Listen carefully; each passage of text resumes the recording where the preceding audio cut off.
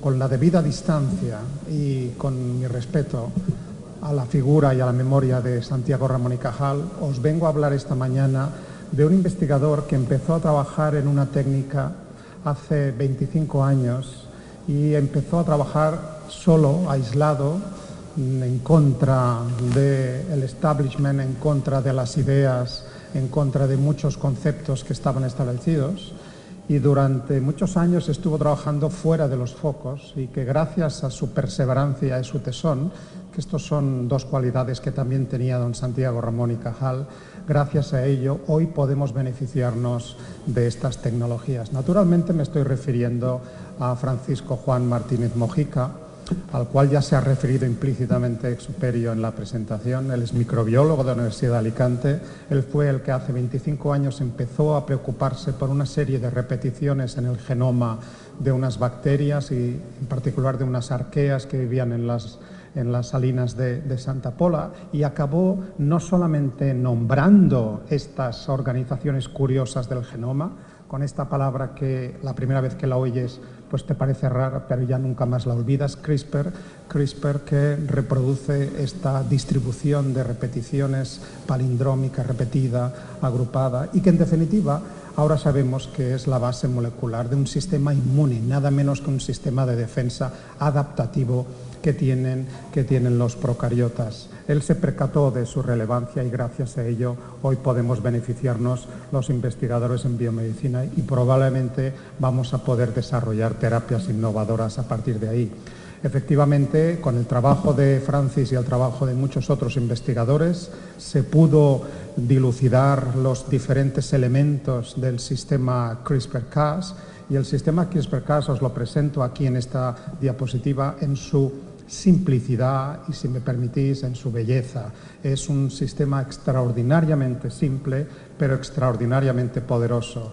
Se trata de una nucleasa, por lo tanto, esta mancha amarilla es la Cas9, una proteína que corta el ADN, pero no corta en cualquier sitio, sino que corta donde le dice la guía de ARN, una guía de ARN que le dice exactamente dónde tiene que cortar. En el paso de los últimos 5 años, que es el tiempo que llevamos utilizando estas tecnologías, pues se ha evolucionado el campo y hoy en día, en 2018, los que usamos y los que vais a usar, si ya no estáis usando estas herramientas, vais a usar lo que se llama las ribonucleoproteínas, que en definitiva son 2 moléculas de RNA, que es exactamente cómo apareció el sistema en procariotas, una que lleva la homología, apenas 20 ribonucleótidos que dirigen la expresión, y otra molécula de RNA que une a la primera y agarra y atenaza a la nucleasa para que corte en un sitio determinado. ¿Cuál es el motivo de que una nucleasa nos tenga tan revolucionados a los investigadores en biomedicina?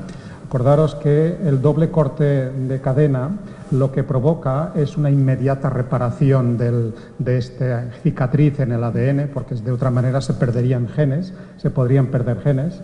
Y tenemos 2 sistemas, el de la izquierda, que es el de la unión de extremos no homólogos, yo lo llamo del velcro, de la cremallera, progresa insertando y borrando y deleccionando letras al azar, nucleótidos al azar, con lo cual muy probablemente alteramos la pauta transcripcional y el resultado es que inactivamos el gen. Si miramos atrás, nunca antes fue tan sencillo inactivar un gen. Lo único que hemos hecho ha sido dirigir estas herramientas a un sitio del genoma.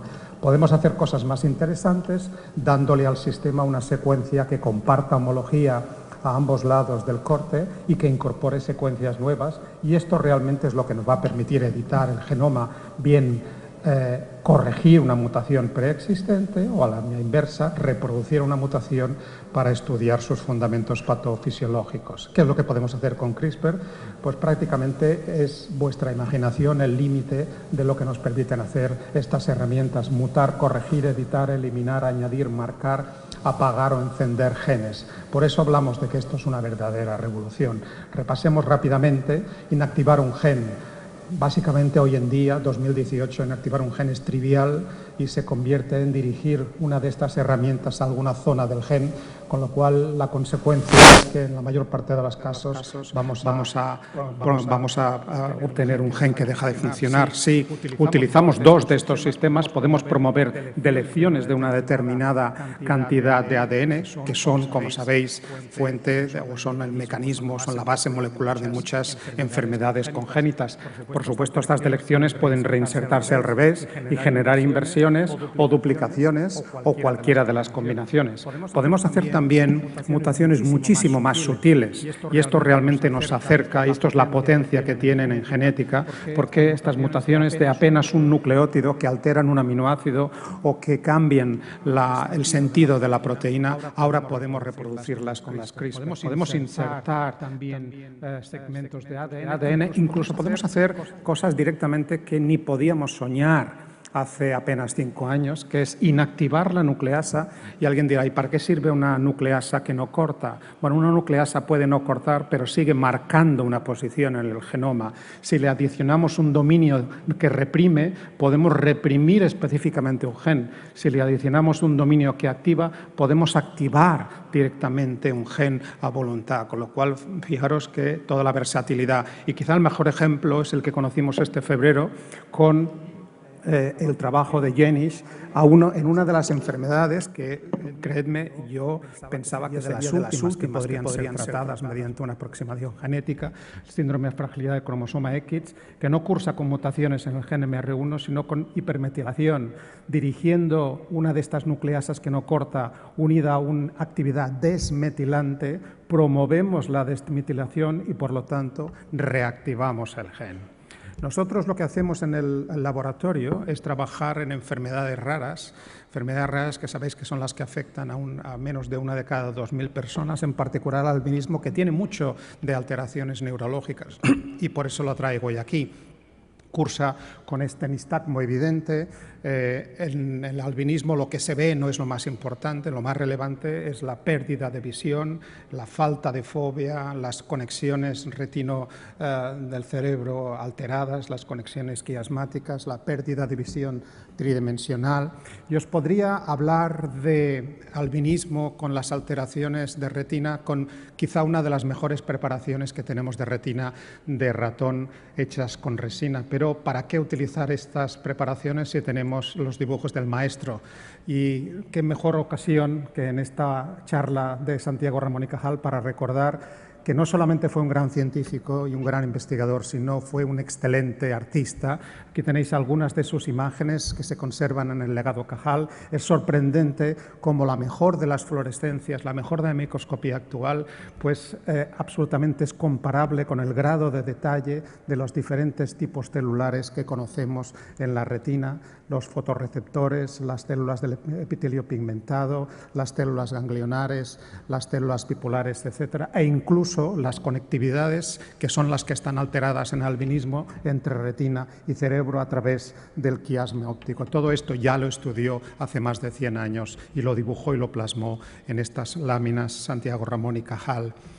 Como os decía, nosotros hemos estado utilizando modelos animales para acercarnos a esta enfermedad rara a través de diferentes tecnologías que han estado conviviendo muchos años con nosotros, pero que tenían sus limitaciones para intentar entender el albinismo. En particular, las limitaciones venían para intentar entender algo que no solamente afecta al albinismo, sino a cualquier otra patología, que es las alteraciones que están no en la zona codificante, sino en la zona no codificante de nuestro genoma. Acordaros que es la mayor parte de nuestro genoma, el 98% de nuestro genoma está formado por este DNA intergénico, DNA que tiene pues DNA repetitivo, retrotransposones, diferentes familias, y también tiene los elementos reguladores que es muy difícil de estudiar precisamente por las repeticiones que están rodeados. Pero sabemos ahora que mutaciones en estos elementos reguladores pueden causar enfermedad. ¿Cómo lo probamos? Pues lo probamos no solamente no lo pudimos probar hasta que no utilizamos estas herramientas. Podemos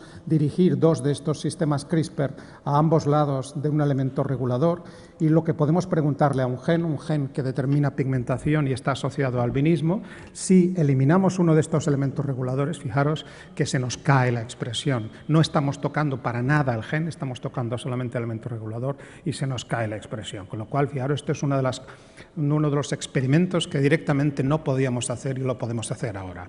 Lo que nos ha cambiado mucho la vida a los investigadores biomédicos es la posibilidad de hacer estos modelos avatar. Modelos avatar en los cuales yo utilizo la metáfora de esta película de ciencia ficción para referirme a la capacidad que tenemos ahora de diagnosticar a un paciente y luego reproducir en un modelo animal exactamente, no cualquiera otra, exactamente la misma mutación que tiene ese paciente, con lo cual el ratón resultante acaba siendo el avatar de esa persona y podemos probar en ese ratón pues o bien procedimientos terapéuticos o bien podemos entender cuál es la patofisiología de esa mutación. Durante más de 30 años hemos progresado en ratón, hemos estado utilizando el ratón para entender la genética de muchos de nuestros genes, eliminando pues grandes segmentos de un gen.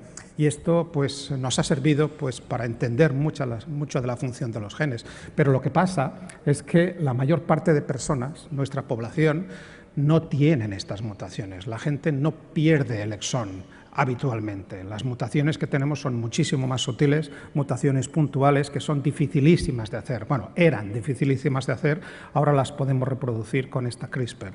Podemos reproducir el caso de Pepe, es una persona con albinismo oculocutáneo de tipo 1 que hemos diagnosticado en el laboratorio, que tiene un solo cambio de una letra en el gen de la tirosinasa y es la fase molecular de su albinismo. O, por ejemplo, el caso de Patty, que también es albina oculocutánea de tipo 4, en otro gen. En este caso no es que cambie una letra, sino que le falte una letra, solamente una letra, una C de su gen.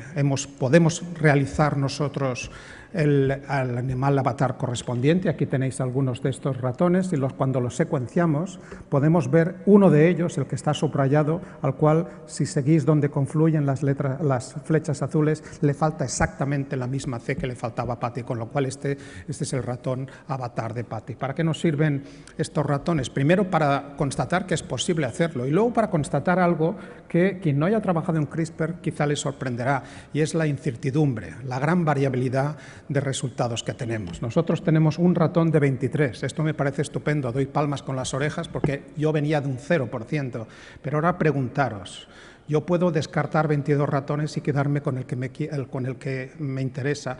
¿Cómo traslado este porcentaje a pacientes? Esta incertidumbre en la reparación, que no en el corte. El corte puede ser muy preciso, pero si la reparación no lo es, me genera una cantidad de alelos que yo no quiero y que tengo que descartar. Mientras no seamos capaces de reducir estos alelos, no debería ser prudente trasladar estos potenciales beneficios biomédicos del laboratorio a la clínica, al paciente. En particular, estos ratones avatar, modelos avatar, nos sirven para validar eficacia y seguridad de tratamientos de pequeñas moléculas, de fármacos reposicionados, etc. Las limitaciones que tenemos con esta tecnología hay que conocerlas, no solamente sus ventajas, sino sus limitaciones.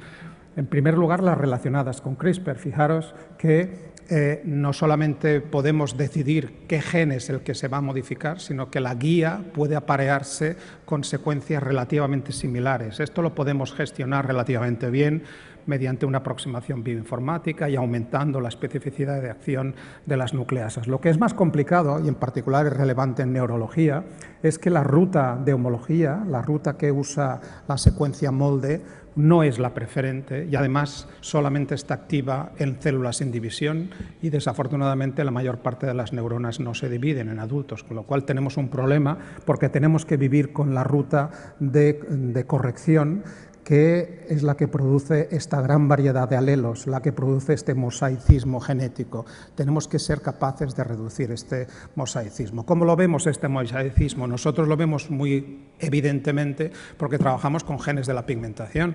Aquí tenéis un ratón que se le ha inactivado un gen de pigmentación, no todas sus células tienen inactivado. Si no trabajas con pigmentación, pues hay que secuenciar. Cada una de estas líneas es un ratón distinto y lo que veis es la gran diversidad de secuencias que se producen al reparar, con lo cual sabemos cortar muy bien, no sabemos todavía pegar exactamente como nos interesa.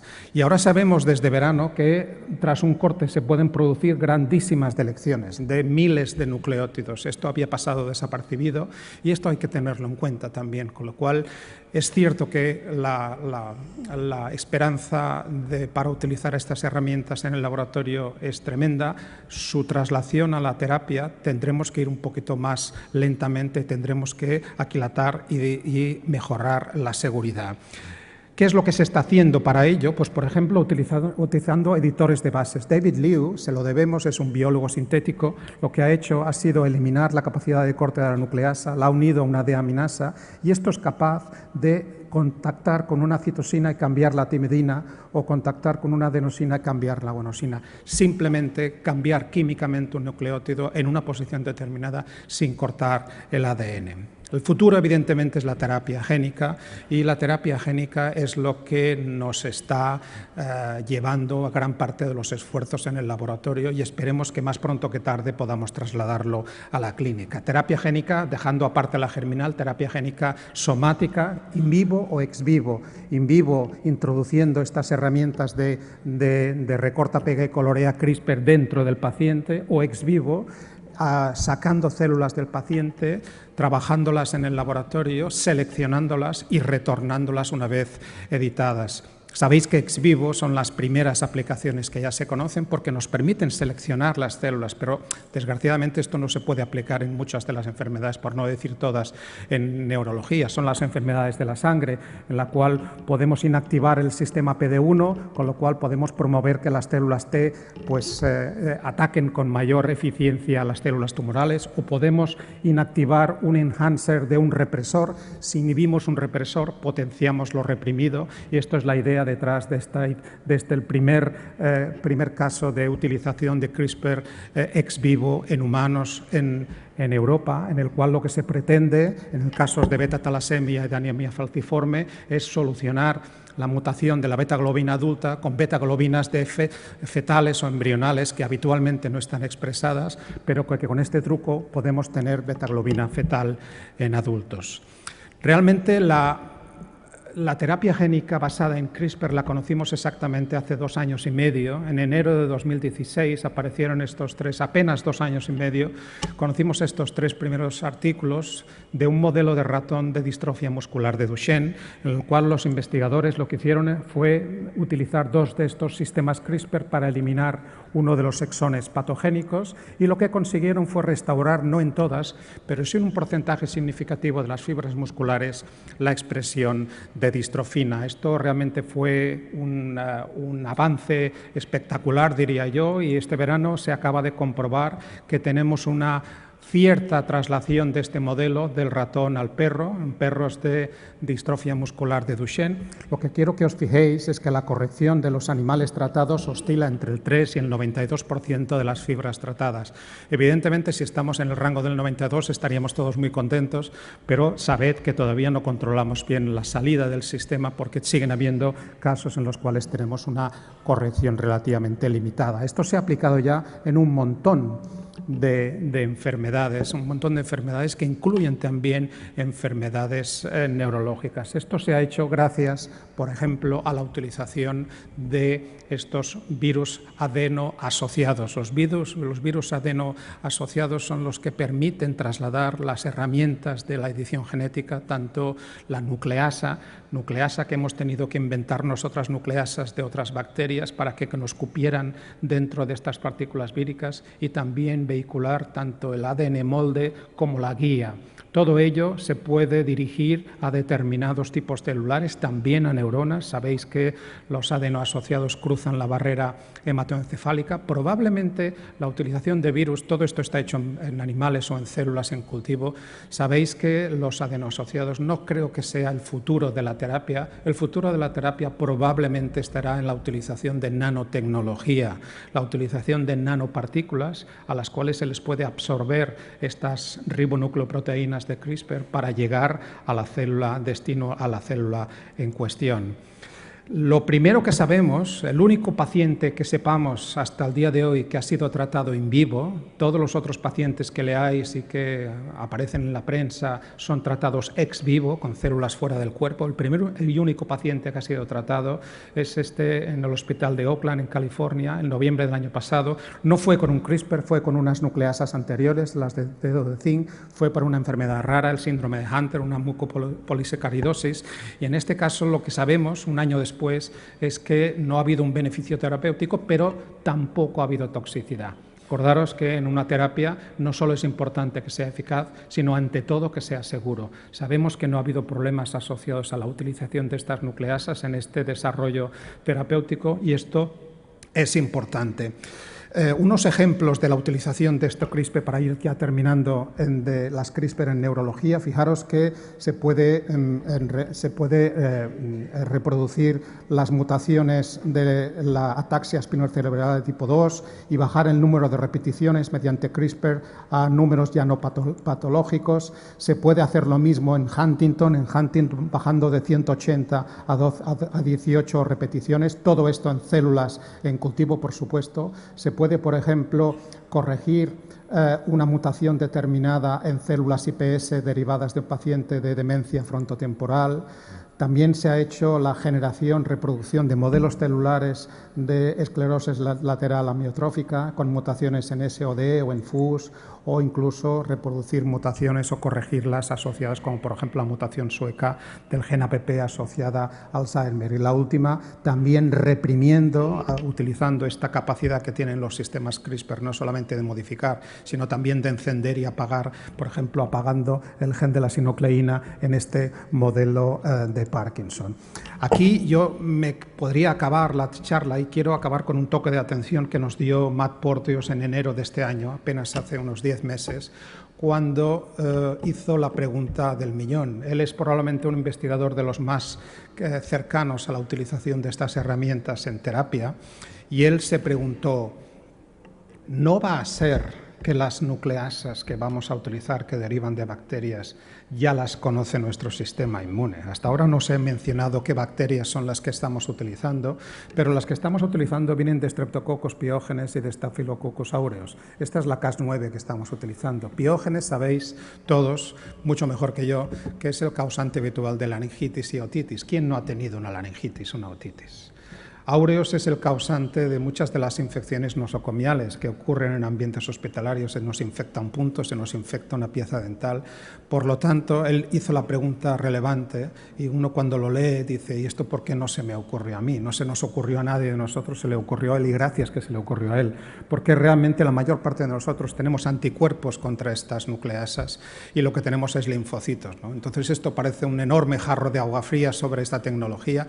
Bueno, él nos descubrió el problema, pero también nos dio una solución. La solución puede ser la utilización de fármacos inmunosupresores, fármacos como los que están siendo utilizados para personas que viven el resto de su vida con órganos trasplantados y esta es una de las posibles soluciones. Yo creo que la mejor solución, además de esta, es probablemente llamar a Francis Mojica Alicante, porque será por bacterias, será por arqueas. Tenemos millones de ellas. Evidentemente que hubiera sido todo más fácil si hubiéramos podido utilizar unas nucleasas que ya en el laboratorio las conocemos y las hemos trabajado y ya funcionan estupendamente, ¿no? Pues no va a ser así. Vamos a tener que volver al laboratorio, vamos a tener que aislar de nuevo nucleasas parecidas de otras bacterias con las cuales no hemos tenido relación los seres humanos para que puedan ser utilizadas de forma terapéutica. Hay muchísimas, casi el 50% de las bacterias y más del 80% de las arqueas tienen sistemas CRISPR todavía por identificar. Y en febrero conocimos 10 sistemas novedosos que utilizan los procariotas para defenderse de los virus. 10 sistemas novedosos, cada uno de ellos que puede ser tan o más complejo como los CRISPR. Con lo cual, nuevamente y una vez más en la historia de la biomedicina, cuando hemos tenido un problema los eucariotas, nos hemos tenido que volver hacia los procariotas y los procariotas que llevan, recordad, 3.500 millones de años viviendo sobre la Tierra, han tenido tiempo de explorarlo y de descubrirlo todo y probablemente van a ser los que nos van a permitir resolverlo. Concluyo esta charla agradeciendo de nuevo a la Sociedad Española de Neurología, invitándoos a todos los que penséis en sumaros a la revolución CRISPR que ya estáis tardando, que básicamente solamente va a haber 2 laboratorios en el futuro, los que utilizan CRISPR y los que van a utilizar CRISPR. Esta es una herramienta como la PCR que se va a instaurar en todos y cada uno de los laboratorios y la vamos a poder utilizar para múltiples funciones. A nivel de laboratorio nos ha cambiado la vida, a nivel de terapia tenemos que ir con un poquito más de cautela y tenemos que mejorar esta incertidumbre. Encantado de presentaros estas novedades. Yo soy el responsable de este grupo y me siento muy orgulloso de dirigir este grupo de personas que son los responsables de los experimentos. Agradecer a todas las instituciones que nos dan dinero para poder seguir investigando, a la Asociación de Ayuda a Personas con Albinismo, con quienes colaboramos también desde el CIBER de Enfermedades Raras. Y si alguien está interesado en aprender un poco más, intentamos mantenernos al día con este tan cambiante tema en esta página web. No tenéis que apuntarla, básicamente vais a Google, ponéis nuestro centro y CRISPR y directamente apareceréis en la página. Y muchísimas gracias a todos.